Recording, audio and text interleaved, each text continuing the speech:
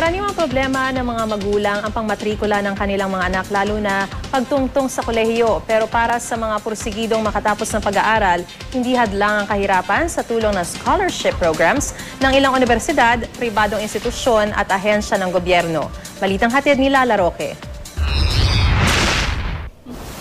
Isa si Jonel Isagire sa halos 3 milyong papasok sa kolehiyo ngayong taon. Nagtapos siyang valedictorian sa Pasig Science National High School.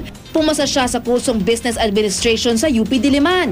17,000 pesos ang kailangan niyang tuition para sa first sem sa pasukan. Mabigat daw dahil maliit lang ang kita ng kanilang patahian. Kaya ang naisip niyang paraan, maghanap ng scholarship. Nag-apply si Jonel sa Socialized Tuition and Financial Assistance Program o STFAP ng UP. Depende sa kita ng iyong pamilya, ibibigay sa iyong scholarship. Bracket si Jonel na may 40% discount sa tuition. Pero gustong umapila ni Jonel para mapunta siya sa bracket D na may 70% discount. Kailangan mo ngayon mag-file ng letter of appeal para mailagay doon ano yung mga cases at warrant na ikaw dapat ay mapunta sa bracket D.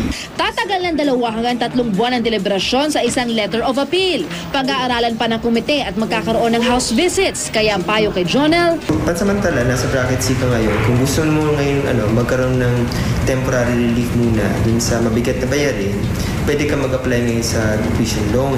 Sa student loan program sa UP, 70% ng tuition ang pwedeng utangin ng first-year students. 0.5% lang kada buwan ng interes. Nasa isip ko na talaga na maging scholar pag nasa college.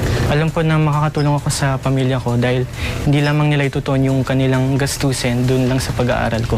Doon din sa mga pangailangan din sa bahay para din sa pangailangan ng mga kapatid ko. Bukod sa mga scholarship na ibinibigay ng mga universidad, nagbibigay rin ng mga private institutions, maging ang ilang munisipalidad.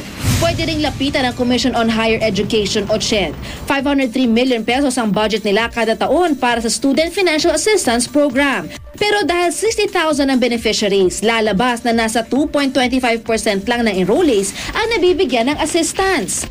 Maganda sana kung matatarget natin yung 10%, pero limited din yung funds ng commission. Pwede rin kumuha ng student loan sa CHED, pero nasa 7,500 pesos lang per sem ang pwede makuha. Meron tayong technical working group na inaaral kung paano tayo magkakaroon ng isang massive student loan program buong Pilipinas para dumating tayo sa puntong pwede mong i-access yung facility na to.